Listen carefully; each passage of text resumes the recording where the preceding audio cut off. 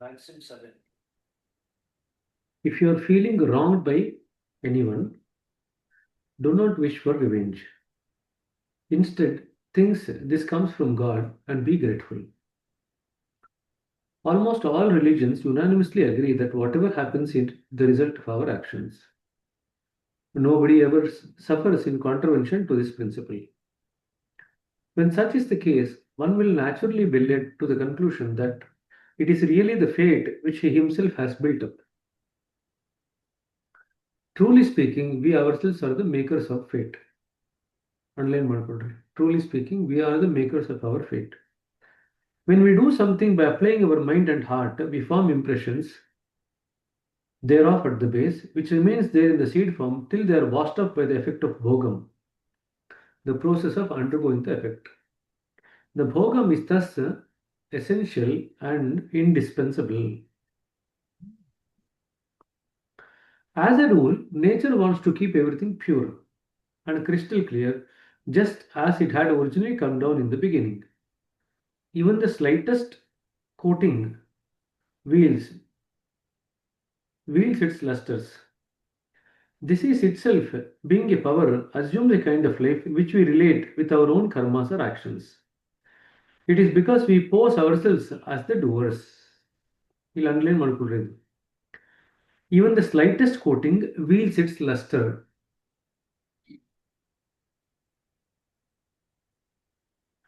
Now, this in itself, being a power, assumes a kind of life.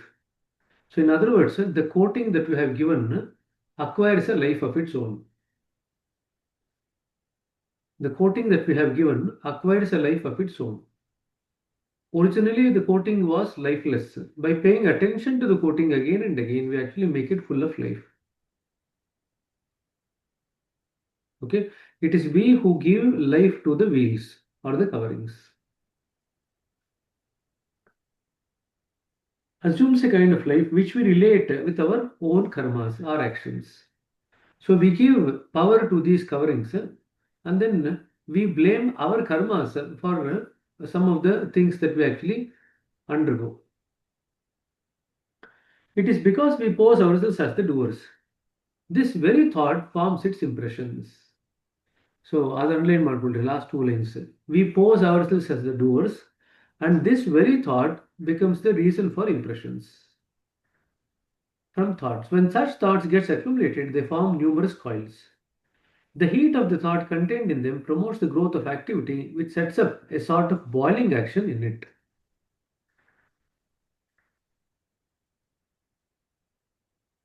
In Arthakti, the last three, 4 lines, it is because we pose ourselves as the doers, this very thought forces it impressions. So the impression is now formed. But what happens when these impressions accumulate? They form some coils or thicker layers. But the thought is there that I am the doer. So that heat of the thought now contained promotes the growth of the activity, which sets up a boiling action. Now, the next paragraph will talk about what is the importance of that boiling action. So, first, we actually think that we are the doers. That becomes the reason for those kinds of thoughts, becomes the reason for impression formation. Then the impressions accumulate.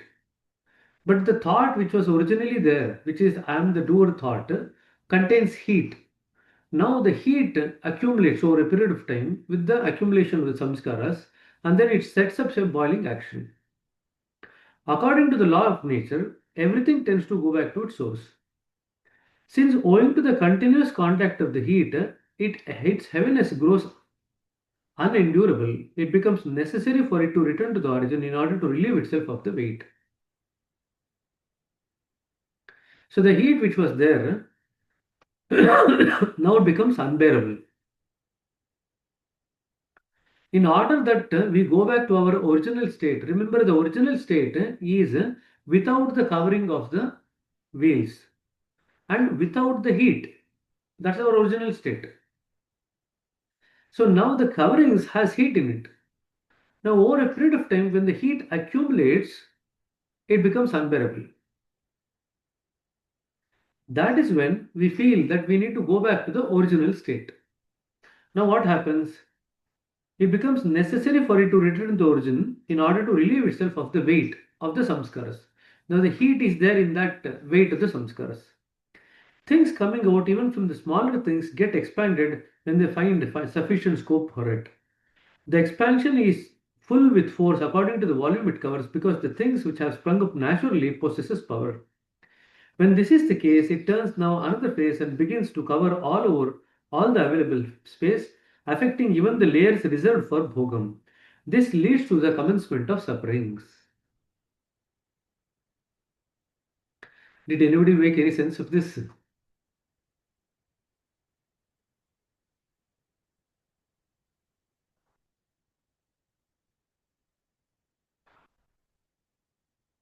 Anybody who wants to add anything or say anything?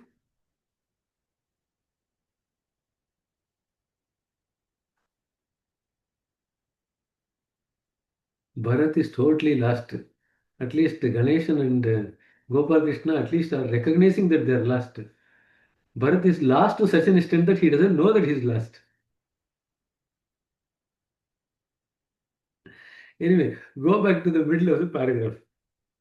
Now, since owing to the continuous contact of the heat, its heaviness grows into an endurable state, it becomes necessary for it to return to the origin in order to relieve of its weight. Till this much you have understood. You understood, no? Till that level. So what happened? Originally, we started forming wheels, the coverings. What is the reason for the coverings? That basic feeling that I am the doer is one of the commonest reasons why we actually cover ourselves with coverings. So when that thought is there at the base, we actually start forming coverings. But since the thought is there that I am the doer, the thought itself contained heat. Now, over a period of time, when the coverings becomes accumulated, that heat also accumulates. At some point of time, that heat becomes unendurable. You cannot tolerate that heat now. When you cannot tolerate that heat, what happens? Over a period of time, you want to now go back to your original state. The original state was what? Without the covering, without the heat. That's the original state. So you want to go back to that origin. Now, see what happens. Things coming out from even smaller things get expanded when they find sufficient scope for it. It doesn't matter whether it's a small thing or a bigger thing. When there is sufficient space, it expands. Now, whenever there is heat, what is supposed to happen? There is a scope for expansion. That's the function of the heat. Whatever you heat, it expands. So you heat ice, it expands into water. You heat water, it expands into water vapor. So the quality of heat is that it expands things. Okay. Now, if there is a smaller thing, it expands to a smaller extent. But if it is a bigger thing, it expands to a bigger extent. But the point is, the expansion is there, irrespective whether it's small or big. This point you understood? That's clear, no? Now come to this. Things coming out from even smaller things get expanded when they find sufficient scope for it. The expansion is full with force according to the volume it covers because the things which have come sprung up naturally possess power. The thought which has now contained the heat also possesses the power. So it now starts expanding in the space which is available. Now we'll come to that. Where is that space?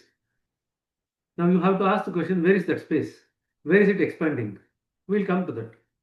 When this is the case, it now turns another phase and begins to cover all available space, affecting even the layers reserved for bhogam. This leads to the commencement of sufferings. Now, where is this space? For the heat which is contained in the thought, to allow that samskaras to expand, there should be space, right? Now, that is where your own sadhana meditation, your own sittings actually creates that space for bhogam. When you take sittings, when the samskaras are cleared off in some parts of the consciousness, that space is now opened up. When that space is now opened up, the rest of the samskaras which are still there, of which you have to undergo the bhoga, it expands into that space, then the process of bhoga starts.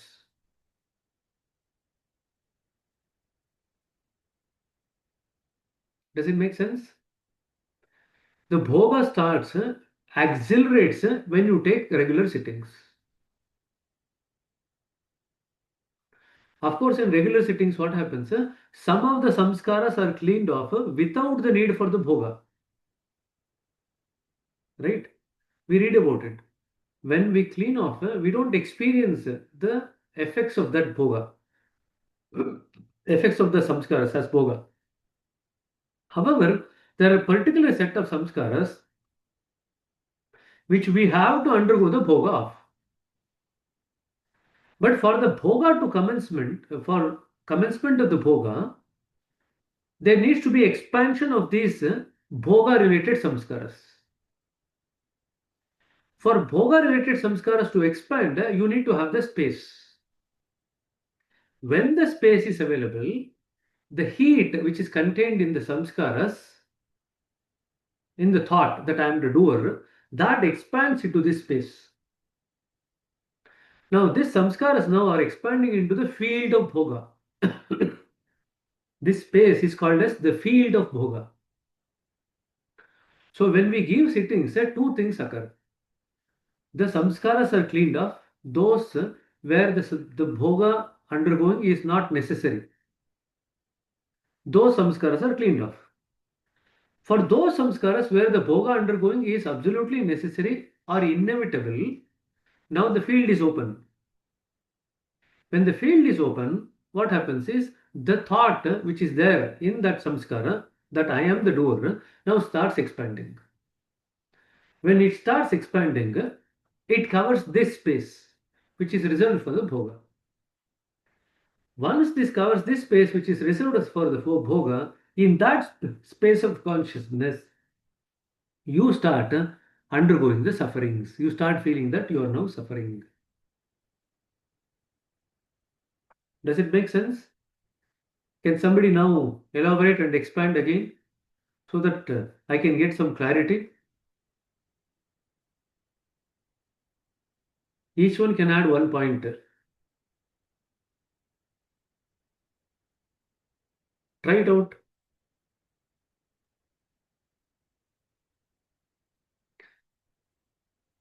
So, what you have mentioned is, I'm starting from the time we take a sitting, uh, the space which is there in consciousness. When we slowly remove when we take an into a sitting, and when you preceptor removes the samskaras, there is a space is created. Correct. In that space, whatever the book which was there inside me, it will try to occupy that space again. Not the When bhog. it will start coming out again. The samskaras expand. Those samskaras whose bhoga is inevitable, they expand. Why do they expand? They require heat. Remember, they require heat. Where is the heat coming from? The heat is coming from our meditation, the sittings that we take, and the thought which is already impregnated in the samskara, that I am the doer. So, three sources of heat are there. One, the thought which is already embedded in the samskaras, that I am the doer. So, we are holding on to it. Second one is when the perceptor transmits, that also increases the heat. Thirdly, when we meditate, that also increases the heat.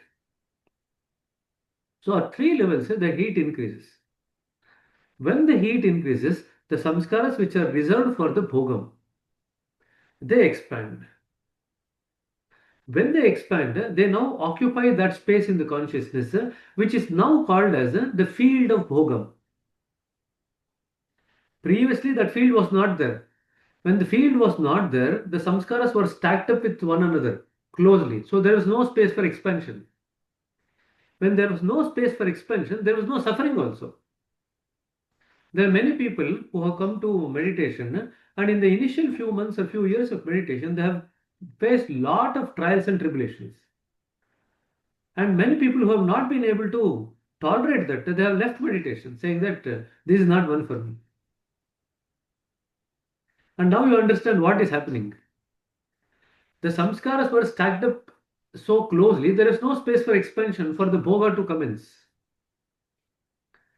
When the sittings are taken, some of these samskaras are removed. In fact, majority of samskaras, you don't need to actually undergo the bhoga. Majority are removed.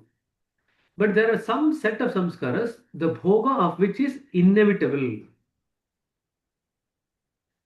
When by removing those samskaras, the samskaras in the field of consciousness, we create a field for bhoga. Okay. Now, how does the bhoga itself commence? It commences because of three things. One, the space is created by the perceptor. When you meditate, you are heating the samskaras from within.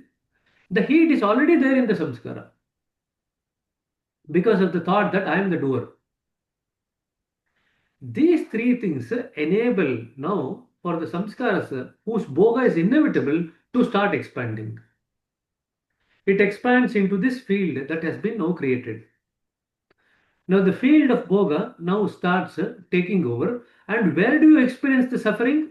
In the field of the bhoga, you experience the suffering. If the field itself is not created, there is no question of any suffering. It's in the field. Field is nothing but the consciousness where the samskaras have been removed by the cleaning, by the perceptor. That is the field. There you actually experience the suffering. You have to feel, no? Suffering is a feeling. It's a feeling that you undergo. So you start feeling that I'm suffering now. Is that correct? Is that clear in your mind? Now, in order that things has to come to bhoga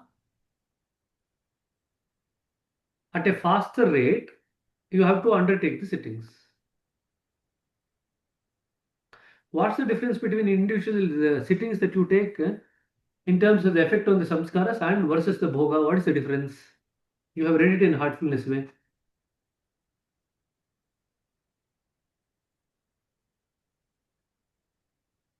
Samskaras either can be cleaned or samskaras can come to bhogam. What is the difference between the two?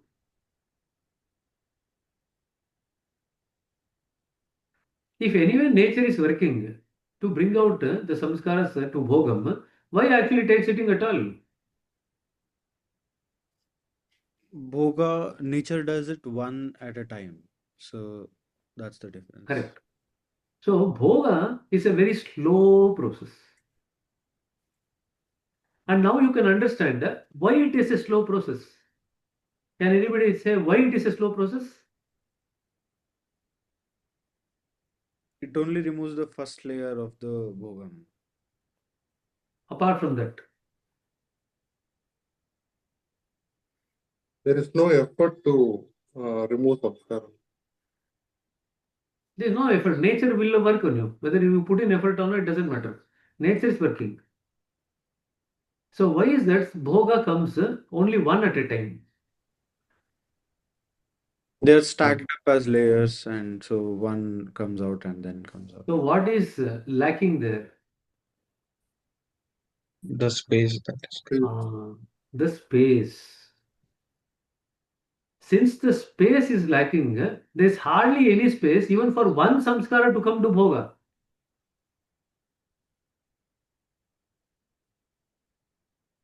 Now look at this situation. A severely mentally ill patient is creating samskaras at a faster rate and stacking up at a faster rate.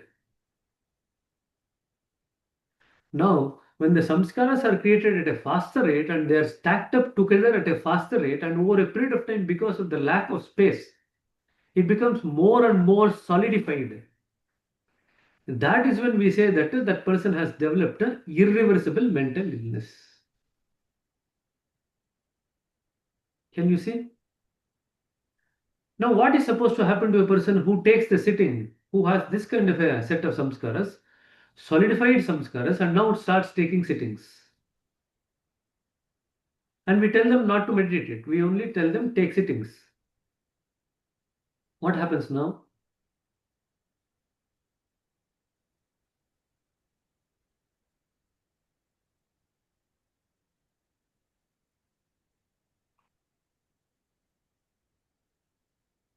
What are you people thinking? When you take sitting, what happens? That is removed. The samskaras are removed. When the samskaras are removed, the solidity of the samskaras. Now you remember, in order to conserve the space, the mind makes the samskaras align more and more closely. That's how the samskaras become solidified. What is the reason for solidification of the samskaras? Closer alignment of the samskaras to save the space. Otherwise, the mind cannot function. In order the mind can function, it has to stack up the samskaras more closely so that some space is left for the conscious mind to function. If there is no space, the conscious mind cannot function. Does it make sense? So when you take the sitting, what happens? When somebody has mental illness and they take the sitting, you remove the samskaras to some extent. When you remove the samskaras, some amount of space is created. Now that is not sufficient enough for bringing the samskaras to bhoga in a mentally ill patient. Because the space is very little even after cleaning. When you regularly clean that particular person over a longer period of time, and the person actually takes medication to decrease the rate of samskara formation, then over a period of time, some space is created. Then the nature's process also now comes to help in terms of creating the space for bhoga. Now both are working. The sittings are also working, the nature is also working.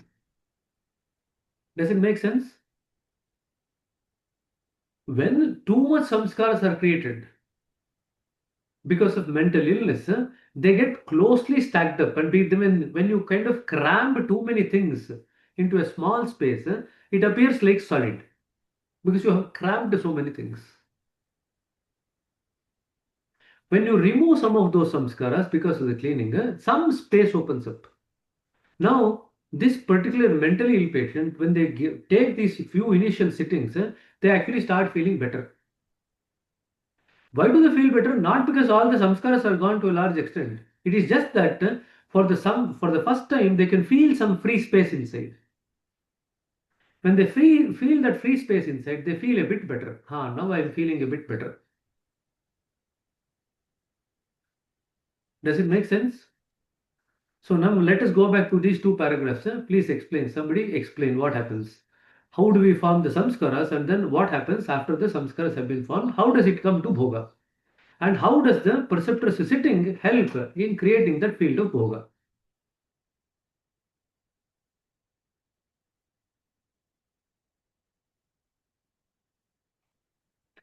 Bharat ಕೇಳಬಾರದು ಅಂತ ಕೆಳಗಡೆ ನೋಡ್ತಾ ಇದ್ದೇನೆ.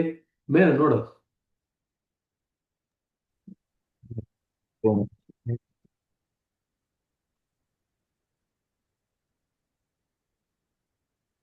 ಅಷ್ಟೊಂದು ಕಷ್ಟ ಆಯ್ತಾ? Was that so difficult? It's not that difficult. It's fairly easy and straightforward. Bharat ಶುರು ಮಾಡೋ ಇಲ್ಲಿಂದ ಒಂದು ಕಡೆ. ಯಾವುದೋ ಒಂದು ಗಂಟೆ ಆದ್ರೂ ಬಿಚ್ಚೋ, ಒಂದು ಗಂಟೆ ಆದ್ರೂ ಬಿಚ್ಚೋ ಹೋಗ್ಲಿ. We create samskaras by our daily thoughts, and this will accumulate. One thing is important. Why do we create samskaras by daily thought? What is the one thing that actually leads to samskara formation?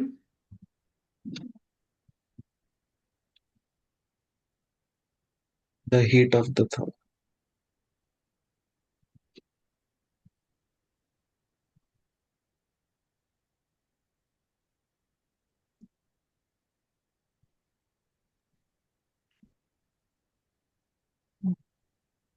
Last line in the first page.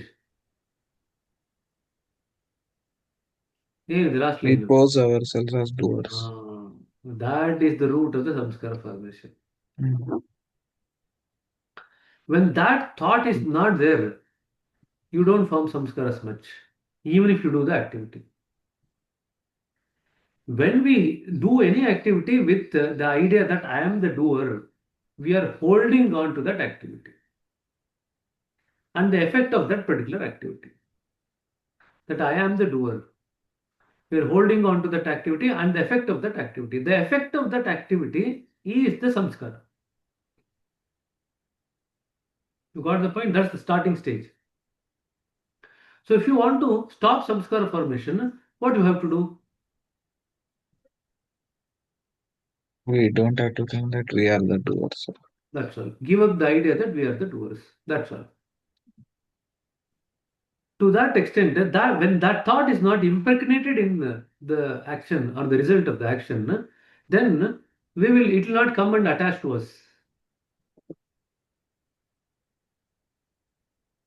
Right? So anyway, that is the initial stage. You form the samskaras. Now what happens? Now the heat of this thought comes up, like there will be boiling of it, Correct. But the boiling and will occur not with little heat. Suppose I turn on the geyser. Does the water start boiling immediately? it will take some. It will take some time, no? So what is happening during that time?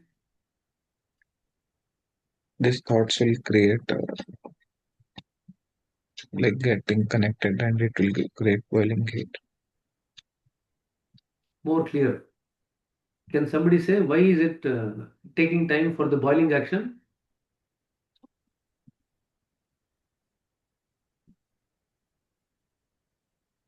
Process that happens is slowly that they get heated up and they start to sort of that develop heaviness, and then it One single samskara does not get heated up so much. The samskaras get accumulated. When the samskaras get accumulated, then the heat also accumulates. When the heat accumulates, then the boiling action starts. The heat in one single samskara is insufficient for the boiling action. See here, when such thoughts get accumulated, they form numerous coils. The heat of the thought contained in it promotes the growth of the activity, which sets up a sort of boiling action in it. So the first stage, initially he talked about how we form samskaras by thinking that we are the doer. That's the first thing. Then over the period of time, we do a lot of activities, no? In every activity, we think that we are the doer. So you go on adding to this particular set of samskaras. Over a period of time, now a particular set of samskaras get accumulated and they form coils. But the thought that I am the doer contains heat in it. Now, since more number of thoughts are accumulated with more heat, they start boiling up because of the heat of the thought which is contained in each of the samskara. Okay. Then what happens?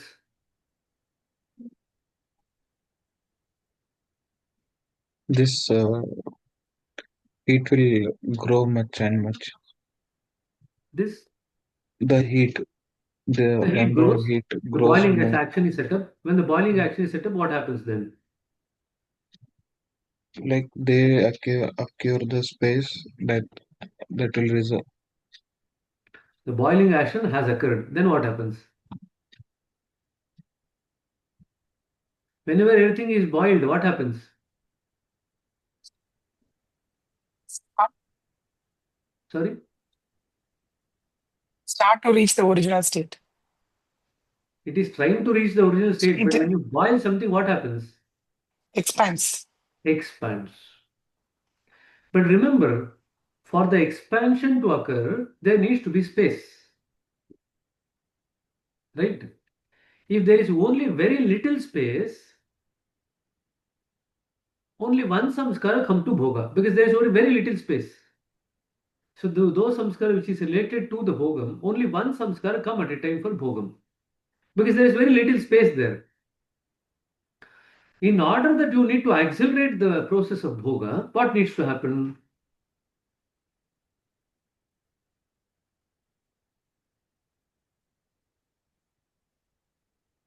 The space should be Space should be created. Who is going to create the space then?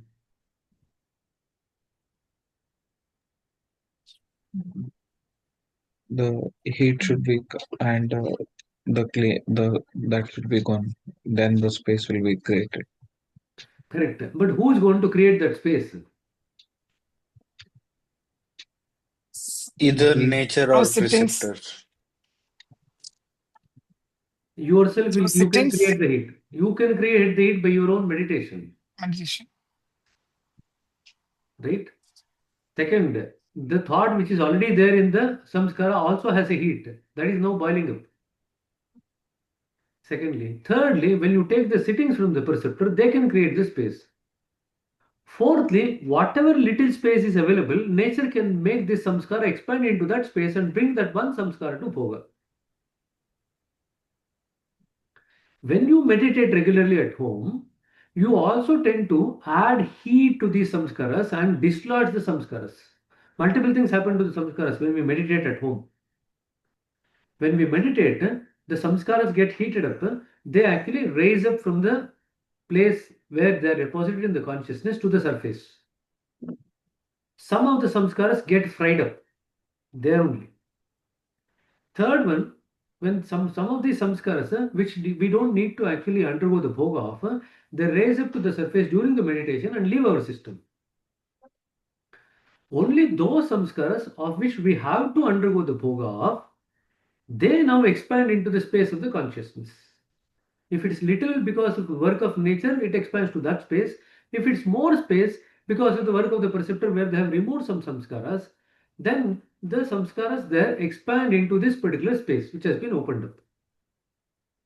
The more the space which is opened up, the more chance that some of these samskaras will come to bhogam. The space which is opened up by the preceptor is nothing but, it is called as the field of bhogam. So the field of bhogam is created by two things. Either the nature can create that field of bhogam, or the perceptor can actually create that field of bhogam. Now what happens? These samskaras which contain the thing which we have to undergo the bhoga of or the suffering of expands into this space. When it expands into the space of consciousness, we now start feeling the suffering inside.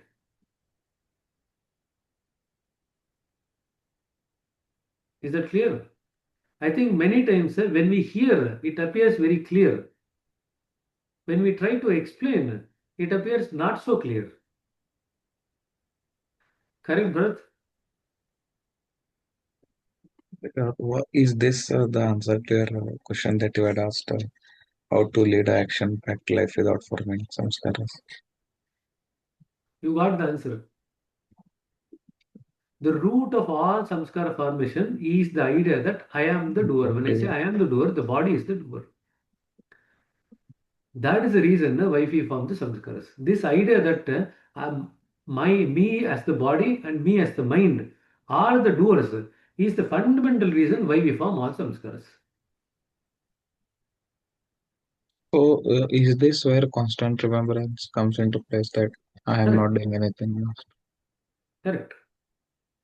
Over a period of time, we recognize that that's the first stage of ego. I am the doer is the first stage of the ego. And you are forming samskaras. Then the second stage of ego is I am not the doer. Something inside me is the doer. It could be Guru, it could be God, it could be some force, whatever it is.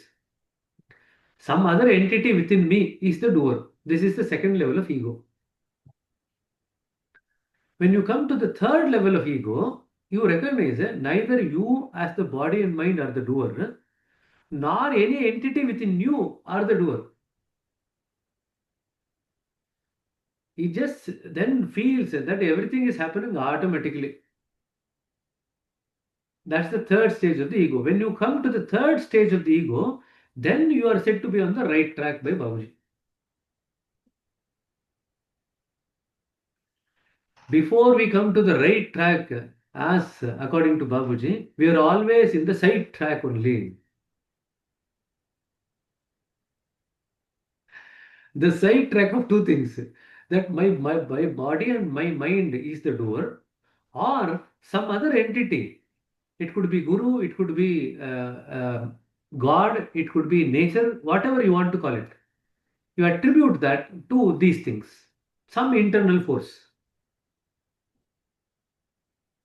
When we get rid of both these things, then you will recognize. Krishna says, a yogi will recognize that every action that occurs here on this earth is the action of the trigunas.